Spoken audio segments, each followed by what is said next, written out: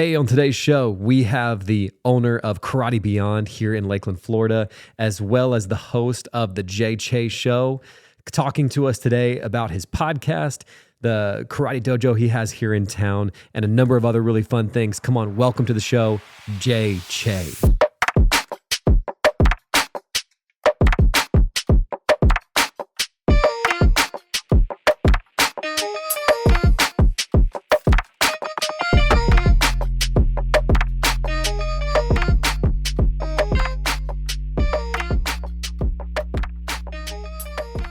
Well, welcome to the show, Jay. Thank you, sir, for having me. Of course, man. I appreciate you. I appreciate you being on. I actually heard.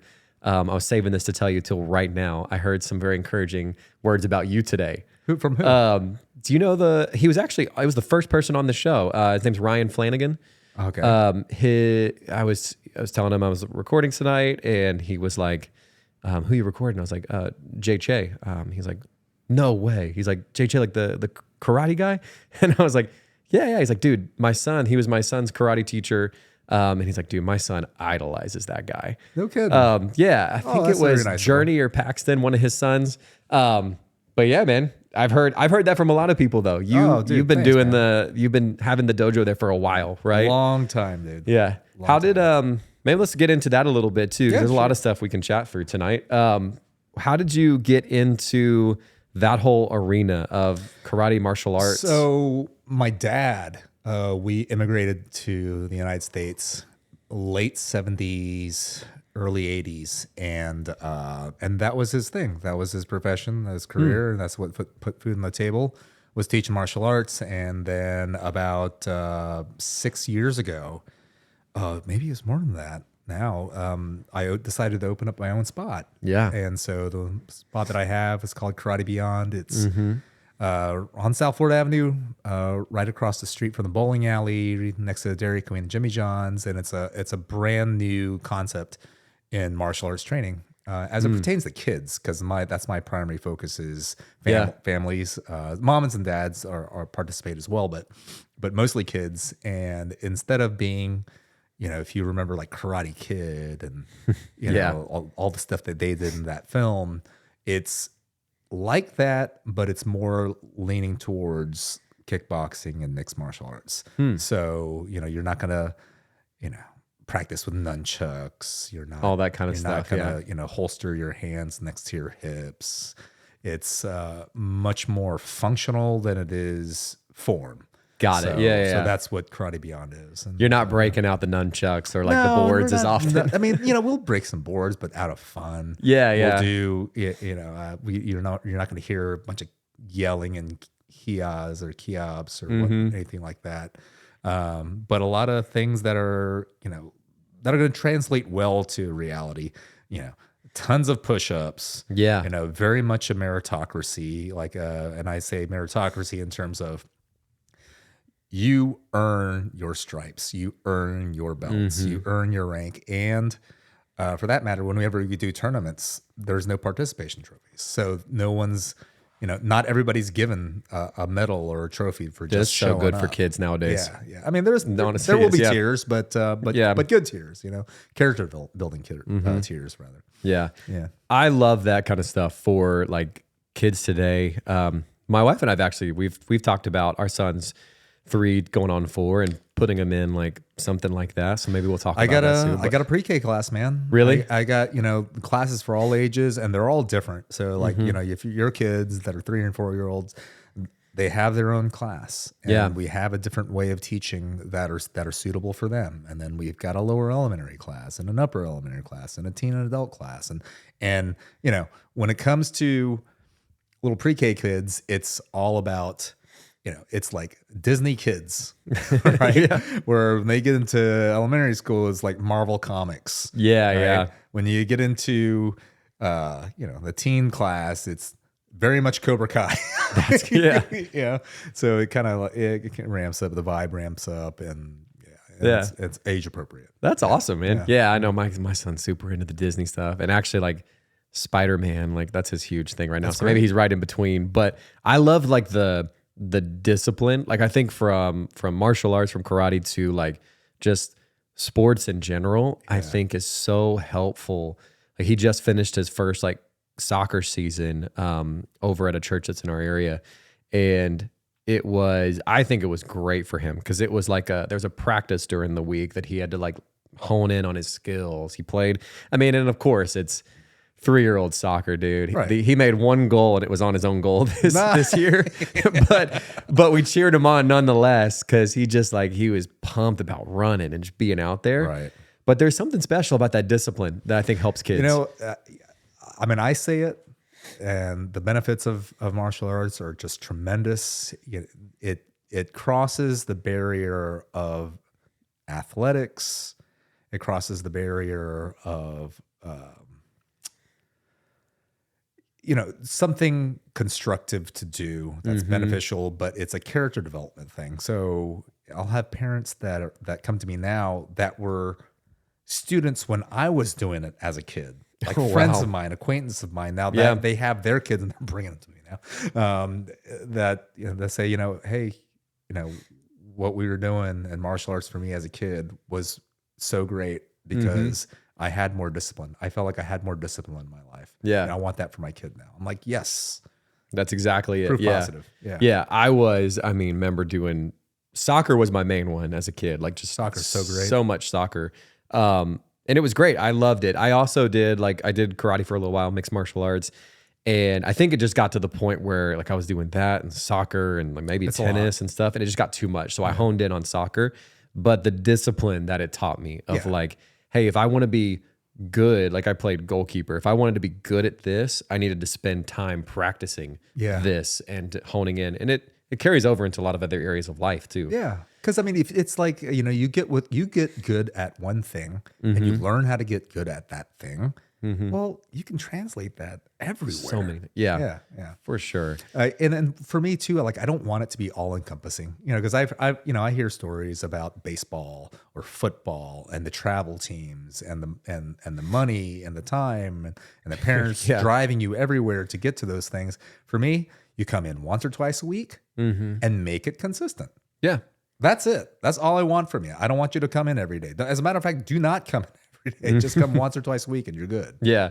Our cousins have 3 boys that are all into soccer and football. And dude, they were just like, yeah, there goes our weekends, like for years, dude. Aw, man. Which is fine. Like I like going to the games and stuff, but dude, it's definitely a Dude, I'm trying to be on the commitment. golf course, man. I'm trying to be on the golf course. I can't be 100%.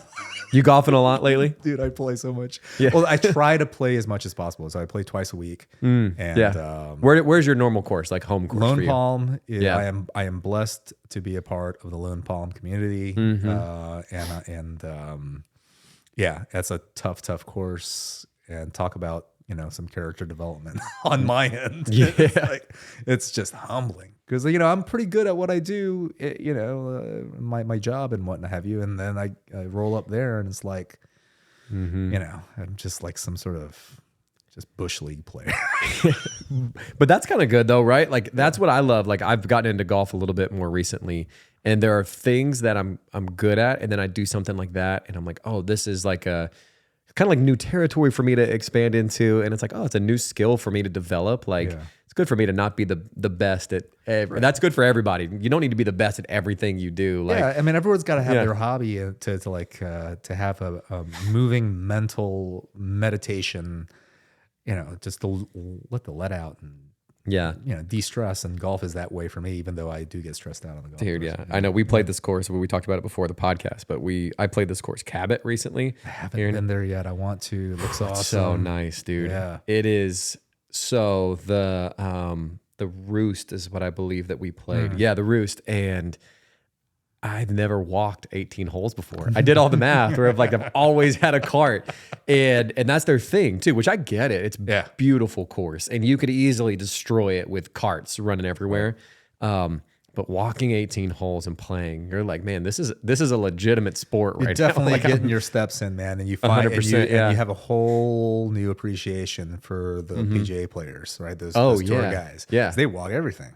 And it's 4 rounds, and excluding the practice rounds. Yeah, and it's probably what makes them even better, where it's like, if I can get this as close as possible to the pin, like I don't have to keep walking back and forth across this course. Yeah. Dude, yeah. Well, hey, earlier you mentioned that were Did you like you and your family migrated from South Korea to Florida? Were you born already? How old were you when you moved? I think I was 5, probably at 5 or 6 years old. Do you remember much about that? You know what? I do a little bit. I remember, my parents came out here first, and then our family in Korea, they shoved us onto a plane, and we went, halfway around the world to here, with the aid of the flight attendants and the people that are on the airlines. And I still remember like the smoking section in the back. Crazy. Yeah. I remember that. That's surreal. Yeah, we landed, I think it was in LaGuardia. I think I remember the bit of the city, and it was crazy. Did you guys go to New York first, or did you? New York first, and then the flight from New York down, I believe. Oh, but you didn't live in New York. You came straight down. It was just a connecting. We could have ended up anywhere. We could have ended up in I don't know. We could have ended up in Atlanta or LA, any big metropolitan city, and nope. Was there Polk County? Yeah, that's actually interesting. So one of the first episodes of the show, I talked to Julie Chernick. I don't know if that name rings a bell. I do. Used to be Moranchuk. But a lot of our conversation was around her family immigrated from Ukraine over here. So she's first generation American. And dude, the stories for her, I don't know if it's similar for you guys. Obviously, maybe difference in countries and things like that. But there's some stuff that maybe I won't mention here because I'm not sure how much they can mention. But it was some sneaky tactics you got to take to get from where you are to just get to America, right? With nothing. I don't know if you guys came here with nothing. I'm not sure how many red tape shenanigans were had to get us here. I don't think much, because my father was a Vietnam War veteran, and so he knew a lot of American soldiers, and my father was spoke English well at that time. So I don't know. They were saying that, hey, you're going to be the next Bruce Lee, man. You need to come out here and do the martial arts thing. Yeah, and he's like, really? All right, yeah, great. And but no, this I think ours was pretty darn smooth. I didn't get my citizenship until I was in, I think I was a freshman in college. I went to University of Florida, and then really? I got my, took the test and everything. Yeah. It's funny because when I did take the test and I did the interview, the lady asked me a few questions, and dude, I didn't study for none of that. Man, dude, I grew up here. Was it easy? I should do it. I guess not, because she's like, you barely passed. Oh wow, really? She looks at my paper, whatever I had on there. She goes, University of Florida, huh? And I'm like, darn. Sorry, dude. Yeah, I'm curious about that. So 2 questions about that particularly. Was it a really special moment for you? Hey, this was, or was it just hey, this is something I need to do? You're just being a young person at that time. It just seemed like, hey, this is what I was supposed to do. I mean, heck, I should already have it, being here and living here and growing up here for as long as I have. So it wasn't, in hindsight, if I were older, I would probably weigh it a little bit differently. Yeah, sure. I was going to say, because I have one of my first pastors that I ever had growing up in Georgia.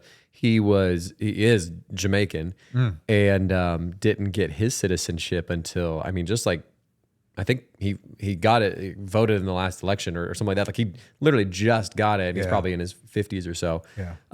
And I know it's so special for him. Yeah. Which I think is it's a cool thing. I'm also curious about what that test is like. What are the things they're asking man. you? I mean, obviously, what do you got to prove? I didn't study. Yeah, I didn't study. I really didn't. I mean, I just went about it. Just hey, it's a given. You should let me in anyway. Yeah. Dude, I wonder what's the grade you got to get. Do you got is it a C or above? Is it school? Whatever it was, I probably I was on the line. A point above. I made it a point above. There you go, dude. But you made it. I made it. Yeah. Oh man. So growing up as I guess you'd call that still first generation American. I mean, you were 5 when you moved here. Was that difficult, easy? I was always the Asian kid in the class, the one Asian kid in the class. But even though, at moments I probably feel like, okay, yeah, I mean, I'm different a little bit, but not really. Yeah. I mean, I had a ton of friends. Did you already Everybody's speak English welcoming. before? My first words in the United States were McDonald's, French fries, ketchup. Those were Yeah, dude, that feels so American, man. So American. Yeah. yeah. And then my father had the martial arts school, so this instant amount of friends and acquaintances. So it wasn't really difficult. I don't recall it ever being difficult. So that was what he came over here for, right? Was just start the school? We'll start, and move the family here. Right? Wow. Yeah. The land of opportunity, man. It really is like the American dream thing. And, Yeah. And yeah, I mean, he really did it. It is cool to hear, man. Like that, I can't imagine. I don't feel like there's anything in my life that can compare to the balls it takes, I guess, for lack of a better word, to be like, I'm going to pick up everything and just like move to a place. Like we moved we moved to PA like a couple years ago and then moved back. We lived in Pennsylvania for a couple years, but we had family up there. So we knew people, this is like whole different country, whole different way of life to like, just hopefully you make it. Dude, Philly's rough, man. Philly? Yeah. That's a rough city, bro. Like, I am, what in the world? We went up there last last summer. My son who plays a ton of lacrosse. He loves lacrosse. That's his game. And we went up there for like travel team stuff and was in Philly. I'm like, God, dog, this is a rough city. Like this is no joke. Like I don't. Yeah. Like, winters there. No thanks. I don't. It's tough, dude. Yeah, we lived like about an hour out of Philly. We lived in Harrisburg, right outside of that. Harrisburg. But we would Hershey. go to Philly. Yeah, near Hershey. Yeah. That's like the nice place. It's so funny that so many people know about Hershey World. Yeah. They had the Hershey Bears, which was like a hockey team. But in Philly, yeah, dude, it's like I'm a diehard Atlanta Falcons fan. Okay. Like I love the Falcons, and even though they break my heart every year, and they just they stomp on my heart, and they're about to tomorrow night. Dude, that one kicker guy, Koo. I love him. That dude's I was great. literally telling, I was like, my wife, I was like, I want his jersey so bad. And then this season, he's been like missing a lot. Has he which been? is it's been tough. I'm like, NFL, dude, I really want your jersey, but if you get cut in a week, I can't that's a bad purchase. But I have family up there, and they were like, we should go to a game together. I'm like, I will not do that. I will not go to that Philly stadium in a Falcons jersey because I would be scared. Yeah. Like that's the one place I've gone to Tampa Bay's like Raymond James in a Falcons jersey. Luckily, it was the years of Jameis Winston, and I was fine. But dude, I was nervous. Philly, they got two stadiums right next to each other. Oh yeah, And you see it from the freeway. You're like, whoa. Yeah, it's cool because there's actually we before moving back, like I worked for a school that was like kind of like for lack of a better term, is like second chance, like correctional, like behavior correctional school. And we took a group of kids to the skate park there, which is, it's so funny, but like there's the FDR skate park that's like on the Tony Hawk game. If you ever played those back in the day, whatever. But there's that skate park there, and we took them there. And then right outside of that is those two stadiums. And it almost feels like there's kind of nothing in this area, and there's these two just massive stadiums right there next to each other. Yeah. But Philly people are no joke, dude. They're Die-hard tough. sports fans. Diehards. Because dude. you got that's all they got. They all Yeah, dude. That is true, man. That's one reason I like Pennsylvania a lot. There's like beautiful stuff up there. But I was just talking to somebody a week ago that like lives up there for my work and all that, and he was like, there's just nothing to do during the winter. And that's what I love about living in Florida. That's right. It's like right now we're recording this and it's probably like mid 70s outside. Perfection. It's perfect. Golf dude. perfection. Oh yeah. So kind of coming back a little bit, you grew up. So you kind of grew up then just doing martial arts, right? Was that a big fixation for you? I mean, like doing all the normal kid stuff, right? I mean, although I didn't do. I played soccer, elementary school, but I didn't feel like tremendously out of place. It's just awesome. like one of the regular kids. Yeah. Running around, and this is all before social media and cell phones, and it gets dark out, time to go home. Yeah. And You hang around the neighborhood, the kids and everything. I mean, graduated from LHS, Lakeland High School. Nice, and, yeah. Went to Gainesville, University of Florida, and then after University of Florida, I actually left and lived in Los Angeles for like, I don't know, like 6 years, I want to say. No way. What for? Just change of scenery? Change or? scenery. It was a flip of a coin. It was either there or Were you married at this point? No, or? no, Okay. no. And lived in LA for a good grip of time, and it was great. Because it was like one of those things that I feel like, I feel like you have to venture out and have an adventure. And it was you're a young person, you're not tied down. Go live in a big city, see what that's like. Yeah, and it was great. Did you liked LA a lot? I loved it. I mean, now I don't. Actually, I took the family over there a few years back, and I could start to see what they're experiencing now, like the glimmers of Skid Row expanding, Venice Beach not looking so great anymore, and now it is. I'll be honest, dude. I've flown into San Diego once just to drive straight to Mexico. Yeah. But I've never really spent any time in California. Gorgeous, dude. Oh, it was beautiful. Yeah. When we drove in, it was beautiful, but we just like drove through it. I've just spent so much of my life, like, I think the furthest out west I've gone, my sister lives in Colorado Springs, which is beautiful out there. But yeah, I've just heard stuff of LA, obviously, lately where I'm like, the city that I was most accustomed to was Atlanta, growing up right outside of there. And so I know, Atlanta's so weird and unique, and like you could be in like a multi-million-dollar like neighborhood and turn 2 corners and you're in little 5 Points. Yeah. And it's like a little bit of a rougher area. Yeah. And so it's so unique there. There's a big population of Korean people in Atlanta. Really? Yeah, huge. I can't remember what area it is that it's called, but like there's a whole section. Well, and we're talking like a burb. Yeah. And it's like billboards are in Korean and stuff. Really? All the signage and whatnot. You're like, wow, this is crazy. Yeah. I've never noticed that part. My wife and I, one time like a couple years ago, my wife was interviewing for a job in New York City, and we didn't end up taking it because it was actually we had our son. He was like 1, and we were one of the big factors, a few other things, but we were pushing a stroller around New York City, and that was the hardest thing I've ever, like putting a stroller down into the subway.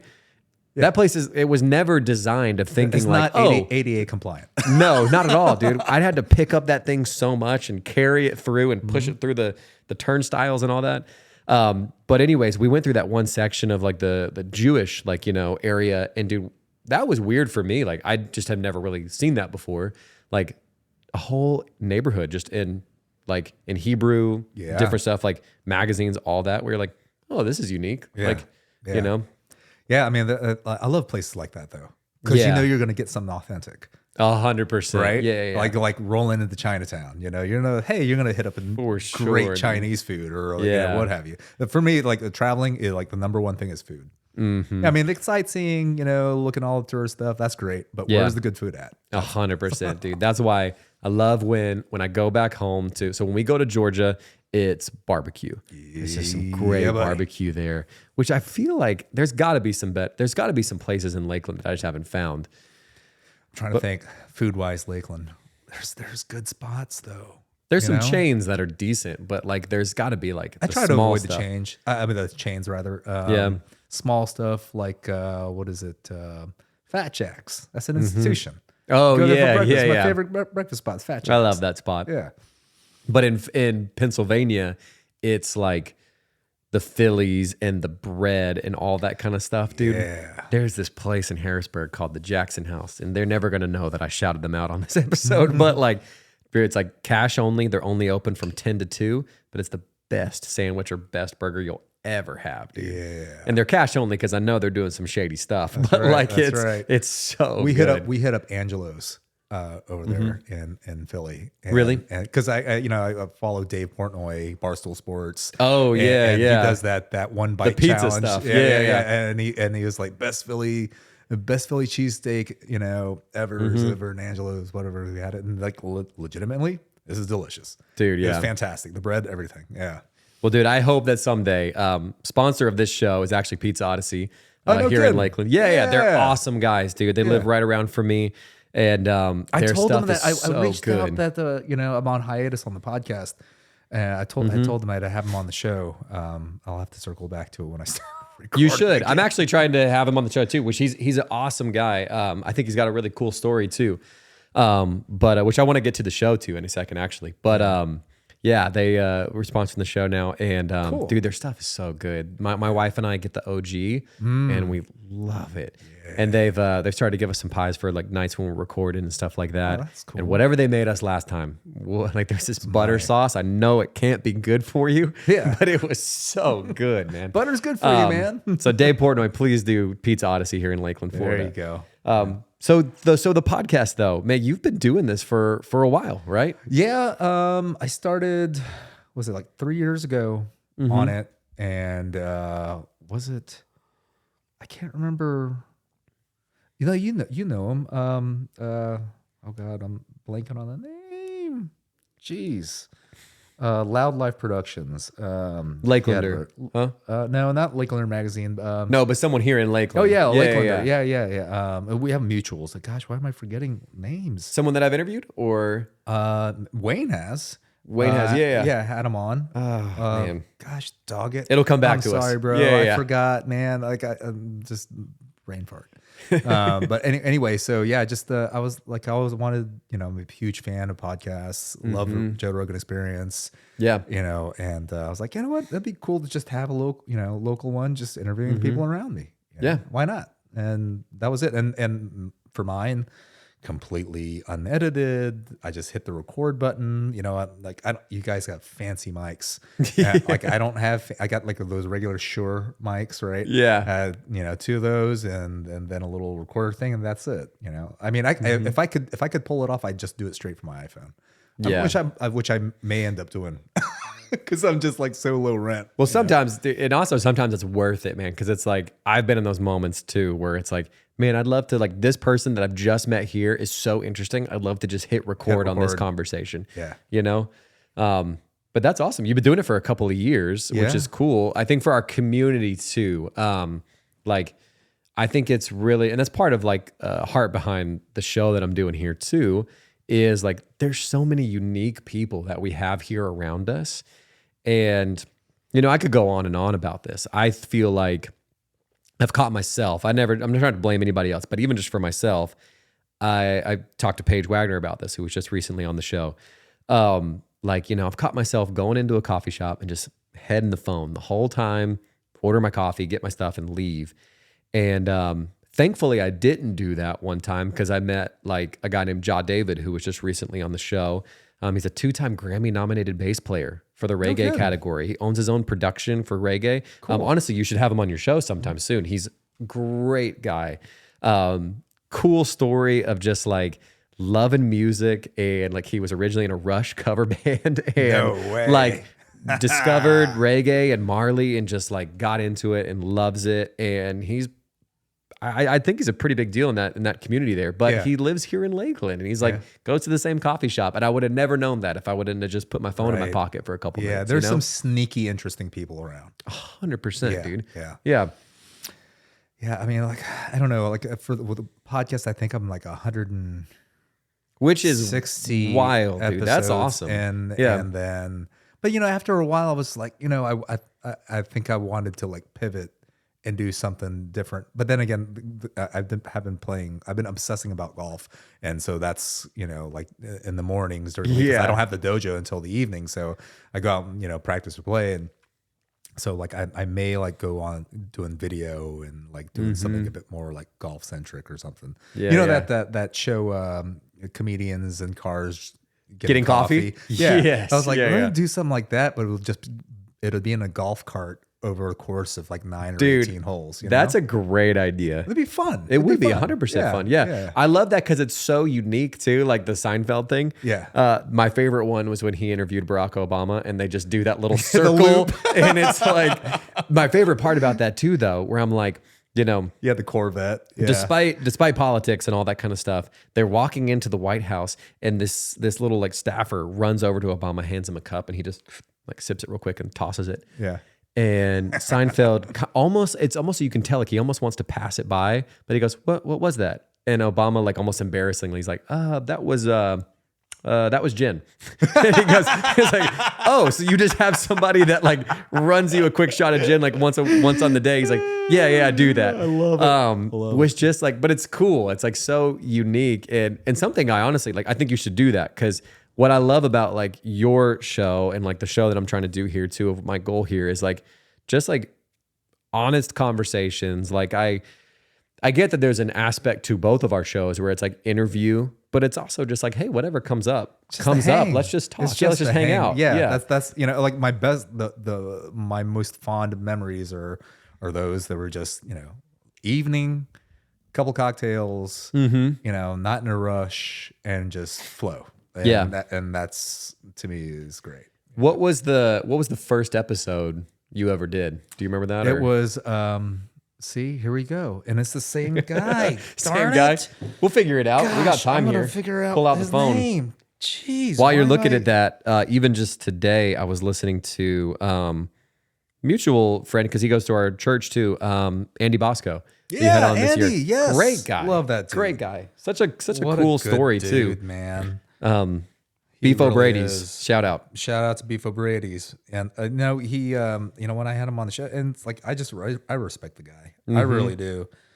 Gosh, and a good golfer too, man. He Oh my gosh, dude. and knows how to play some. That's what I've heard. Well, his whole family, I think, are great golfers. Yeah, man. See, I can't.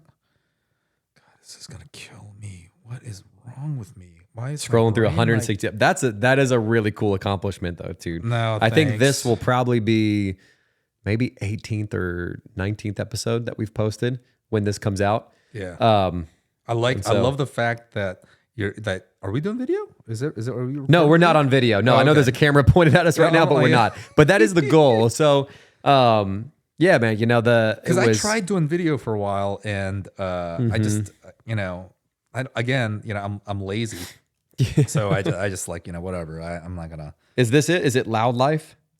Yes, Jamie. Good grief, Clemens. Jamie Clemens. Oh, my yes. God, yeah, what is yeah. wrong with me? He has been on the. He's been on. Jamie He's been on the Natalia. Florida Man on Florida Man for a while. Yes. Sorry, Jamie. Yeah, great guy. Oh God. But it was the first ever episode. Yeah, That's he awesome. was. Yeah. He is, and he helped me out with the dojo stuff, with videography, and just a cool dude, man. Him and his boys, and Natalia's great. That's awesome. Yeah, the video thing for me, I definitely want to get there. That's like a goal for the new year. To this year, it was just like I had this like dream. I was like the beginning of the year. I was like, there are two things. One was more personal for like my goals for like my son and our relationship, and then the second one was like I think I want to do this podcast. Like I love it. Like I feel like I love sitting down and just like doing this. You know, like hanging out with somebody, talking, learning. I'd rather spend my time doing that than just like sitting on the couch watching a show or whatever. Right. And I really want to get into this. And so I think like I'm the kind of person too who I can get so into my head where I just throw too many things at the wall. And I was like, all right, forget video right now. I'm just going to like push that aside. Let's just make this an audio podcast and I can get it done. Right. You and know, you can build from there. Yeah. You don't have to have everything all at once. As a matter of fact, it's probably, like refer back to like the Joe Rogan podcast. He did it from a laptop. Yeah. He started on a laptop in his apartment with his buddy. Isn't that And crazy, dude? Yeah. And he's the #1 show. Yeah. Something I think I put out, I'd be curious to get your take on this too.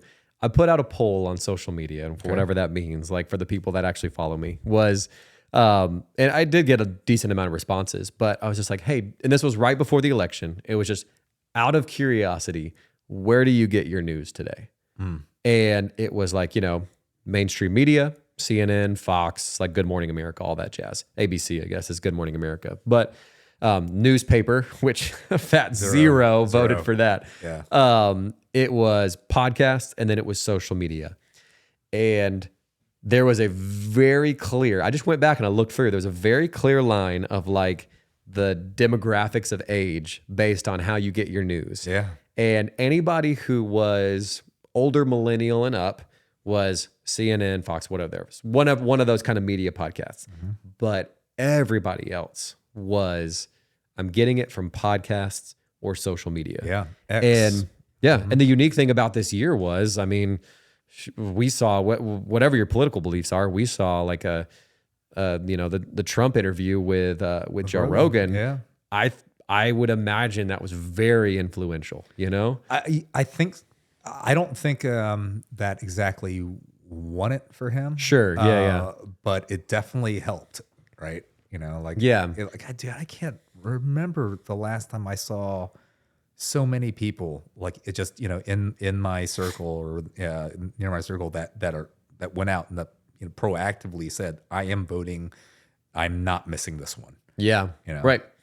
And this, again, not trying to get like political here, but just like what's unique is I don't feel like I hear a lot of people saying like nowadays where it's like, oh, I'm watching CNN, Fox News or whatever. It's like, oh, I have this podcast or these couple of podcasts, or like, you know, I need to get better, I guess, at social media for the show here, but I'm just not the best at it. Organically. I mean, it'll happen. But that's what's unique about Rogan's podcast. I definitely, obviously, him being a killer in the game is like, he doesn't really do it, you know, social media, but his podcast is very influential and grown. Yeah, people share it, you know, clips about it, or, you know, or people, you know, they make shenanigans with the clips and you know, redo them to suit whatever agenda they There's have. a ton out there. People are doing the work for him, which is crazy. Yeah. Was when you set out to do it, was there like an overall goal in the show, or it was very much like you, just organic? Yeah, or, just want to hang out, normal conversations. You know, in what setting can you say, hey, we're just going to sit down and talk, have a friendly conversation for as long as we want. You know, we can't do that at the restaurant or at a coffee shop or, you know, at the office or what have you. Just we're going to sit down and talk, and that's it. For sure. That's all it was, and that's all I ever wanted to be. Yeah. That is great, though. And it is a lot of fun. Like, I've done, obviously, like, not a ton. I mean, you're on episode 160 or so like that. We're on episode, like, 18. But some of my favorite, I've loved all of them. Haven't had a one I disliked yet, thankfully. Yeah. Well, I hope you keep doing it. I hope you do 200 episodes and 100% episodes. Well, that's another thing. Like, that is my good friend of ours, Wayne, too, is like, that's kind of something I've taken from their show too, is like, if you don't quit, you win. That's right. That was the best mantra I feel like I've gotten. Who was that? Who's the guy that said, I had him on the show? He said that? Yeah. Gosh, dog. Again, I'm terrible with names. We have 160 shows to pick from. So, but some of my favorite ones, just getting to that, was we did a Halloween episode with just two of my buddies, and it wasn't learning or anything like that. It's just like we just like BS'd about, like, you know, scary stories and whatever, and it was just like, it was a good time. It was fun. I think it was well listened to, like cool. Looking at the analytics and all that, but it was fun. Yeah, I mean, I was never set out to, you know, see how many numbers am I going to get, or how, you know, who's resharing, or, you know, none of that stuff. Well, that's a trap too. That could be a trap, like, mentally, I feel like, you know? Yeah. It's not like popularity contest. Like, I'm not about it. Like, I hope there's more podcasts around town. I hope there's more people doing it, because it's just good for everybody. You know, rising tide raises all ships. That sort of thing. Yeah. Well, that actually can be a scary part too. If you get into something just for, man, I hope I have big numbers and I hope people reshare. Because like, if you're creating something for an ego boost, it's probably not gonna last that long. That's right. You know, it's like chasing money. Yeah, 100%. The more you chase money, the more it slips through your fingers. That sort of thing. Yeah. At least for me, that's how I feel about it. Yeah. Well, that's like kind of goes hand in, you know, with that thing of like, you know, some of the richest people you meet are some of the unhappiest. You know, like you chase after the money, or you chase after the fame or whatever, and it's like, wasn't exactly what you wanted. Don't get me wrong, I love money. It's nice, dude. Get myself a new putter, like all that. You know? Dude, I got some hand-me-down clubs. That's the best way to start, dude. Yeah, but I've been playing those hand-me-down clubs for a couple years, and I'm not doing awful. Yeah. You just like got to give yourself benchmarks, right? It's like, okay, once I consistently shoot in these numbers, then I will go ahead and get fitted. Or like, you know, and then after I get fitted, and once I, you know, attain this certain goal, then I'll go with the new yada yada. That is what I feel like might change my game, though, is like a fitted club. Yeah. I am playing with my dad's old clubs, and he's definitely like good couple inches taller than him. I'm the tallest person in my family at 6'1". He's probably like he's gonna listen to this and like tell me like he made me sound short on the show, but like 5'8", 5'9" or something like that. So there's some inches there, but I wonder if how much of a difference that there makes. is I a guess difference, I don't know, man. I got a shout out to the guys that just fitted my clubs. Forward Golf, forward.golf is the website, and they like do like 8 different measurements on your swing pertaining to the club. Wow. And they're building it right now. I'm like, oh, come on. Just here in Lakeland? No, they're out of California. Oh, Ventura, okay. I think. Yeah. Yeah. I saw their social media stuff. It's like, that looks interesting. All right, I'm in. And so they send me a Pelican, like one of those giant briefcases that look like they fit firearms. Things like 100 pounds, and they shipped it over, and it's like got like how many clubs? Like 24 clubs with that measured 24 different variables, and like wow. Yeah. It was. How does that insane. process go? Is it you just film yourself swinging? And Well, I mean, I'm fortunate to have a launch monitor, a simulator in my house. Yeah, that's awesome. So I get to track all my shots. I upload the data. They get it. They see. They ask me to take pictures of the club faces. To see impact, and then they build the clubs from there. That's awesome. Pretty cool. Now, hopefully, that'll translate into lower scores. Yeah, we'll see. Yeah, that's the goal, right? That's the goal. I'm doing all this work because I want to shave a couple points off. That's right. Yeah.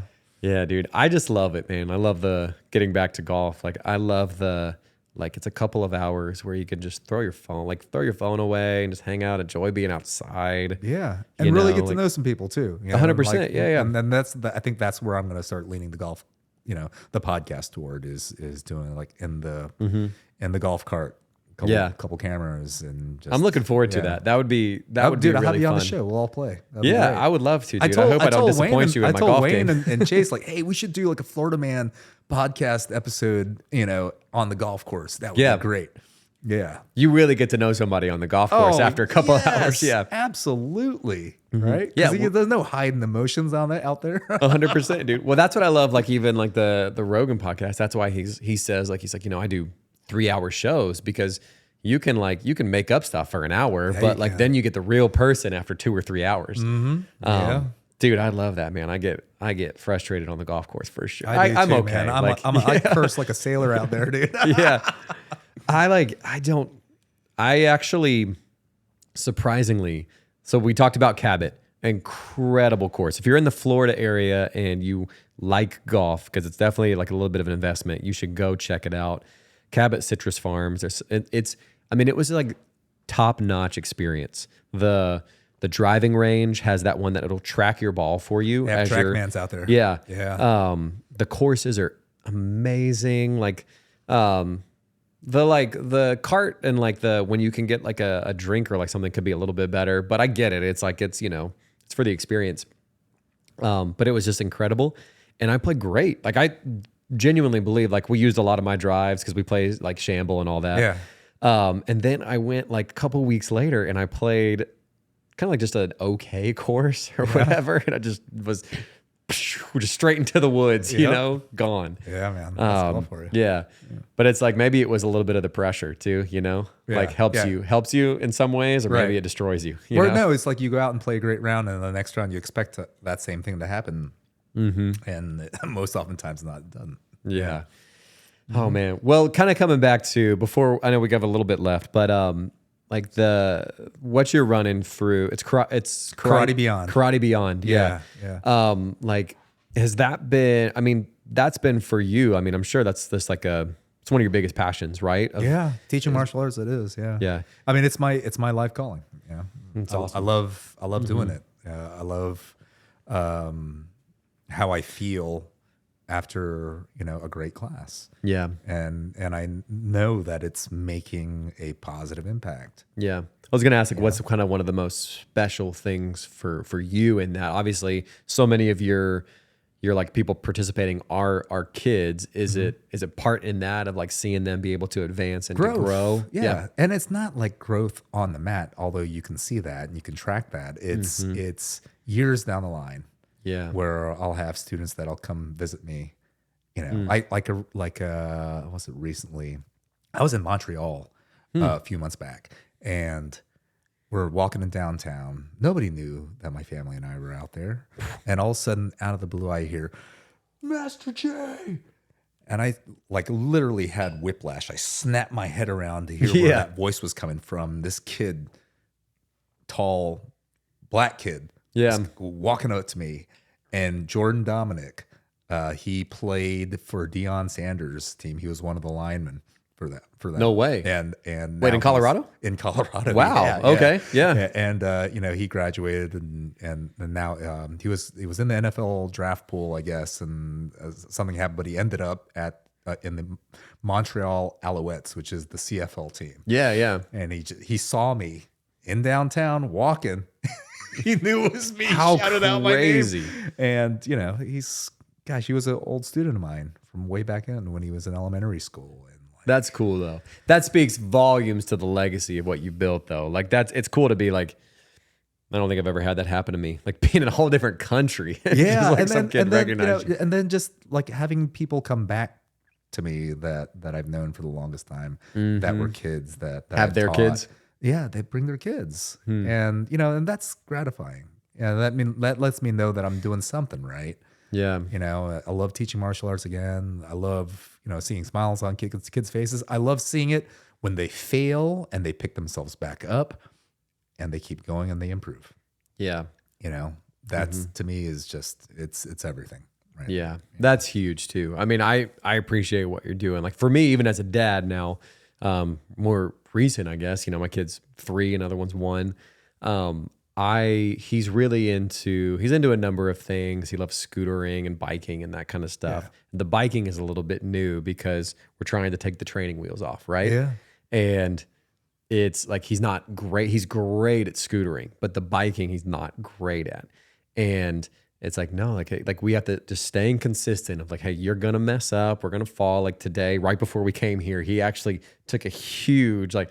He's gotten really daring with his scooter, and he took a huge turn and just like ate it like on concrete for just like a couple yards, and scraped himself up. But it's the picking up and hey, we're gonna keep getting better, keep trying. That, unfortunately, I feel like for some kids out there, they don't necessarily get that, and I think that's a huge development thing for us. Is like, hey, don't give up on the first time, or don't say, hey, okay, maybe this isn't your thing. It's like, no, it's just like practice makes perfect. That's what I'm teaching my son right now. Right. You know, failure is not an option. No. Failure is an option. Yeah. And it's necessary. Failure is necessary in order to grow. I mean, without it, there is no growth. Well, you see nothing but success every time you do something. No, that's not realistic. You got to fail. You got to fail a lot. Yeah. Well, that's what I had a leader one time that his mantra was kind of like try, fail, learn. It's like, which makes sense. It's like, yeah, you're gonna go for something and you're probably gonna fail, you know? Like, and that's probably gonna be me with this show. This show is a baby, you know, like in the grand scheme of things. September is when we started. We're recording this in December. It's like we're gonna keep trying to grow.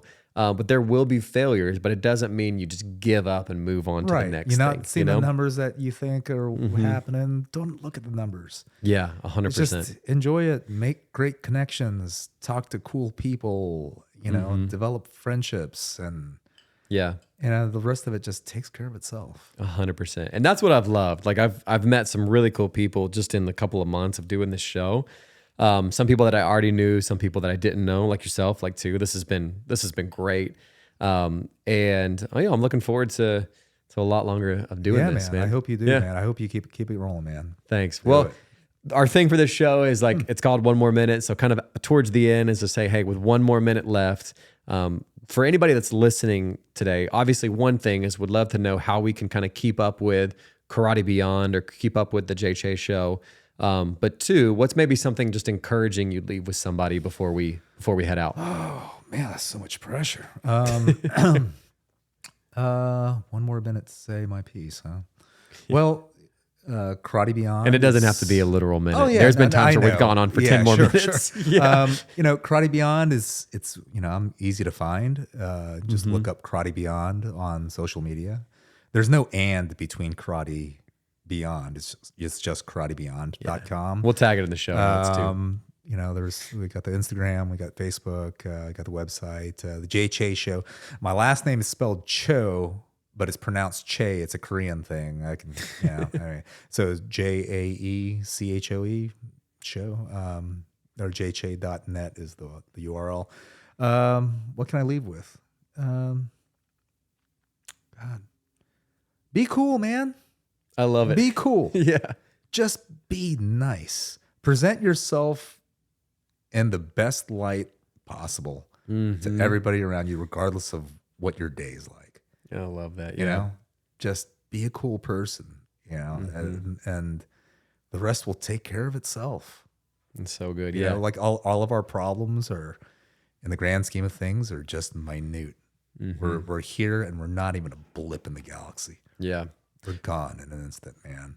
And it's good for people to hear too, because like even moments where you encounter somebody who's just being crazy to you, it's like, be cool. Like you have no idea what they've gone through today. Right. Probably a lot. Probably having a bad day. Yeah. They're trying to bleed it onto you. It's like, man, just be cool. And it's you know, it's easy to say right now. Yeah. But under duress, you're like, Man, I want to explode. Right, right. It's just, if people would just be the best they can be at any given moment, I mean, we'd have a really, really awesome place. I believe it, man. Yeah, I believe that's part of my belief is like, man, everybody out there is just trying their best. You know what I mean? There's for the 99.9%, everybody out there is just awesome. Give more grace. 100%. That is give great. more grace. And I mean, I think, we're society wise, I think we're on an uptick. I feel it this last election, not to lean political, but I feel like good things are coming. I mean, now with it, the good times, there's going to be some rough stuff happening too, but that's fine. Is what it is, Was it hard times create? Yes, that is a easy great, men, easy men create hard times, that sort of stuff. Yeah, that's good, man. Well, I love it. Well, thank you so much for being on Thanks the show. This was a lot of fun. I loved it. Thank you. Of course.